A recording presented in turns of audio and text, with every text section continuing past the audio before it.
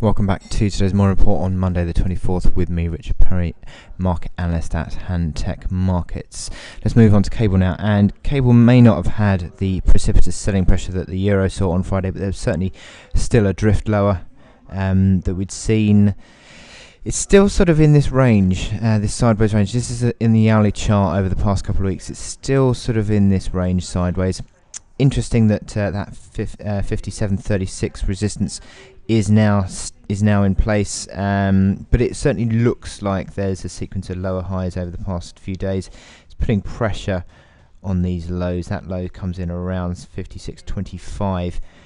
So it looks like, I mean, it's sort of taken on a bit of a head and shoulders top pattern, you could argue. So it certainly looks like that that is building up for a retest of that 56.25 mark.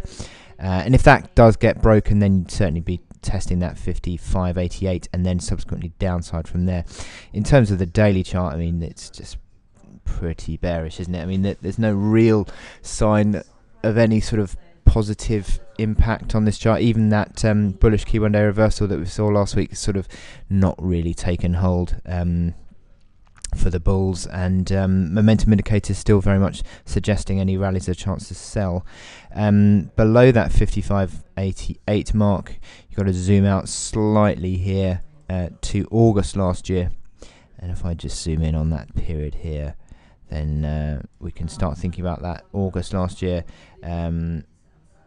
is this low here, 54.25 sort of area, and then underneath that you're looking at 51 figure. So it's there is still room certainly for further downside in this cable chart. The big downtrend, all the moving averages lower, momentum indicators very much in negative configuration, so there is pressure to the downside still, and I think any rallies within this trading period are a chance to sell.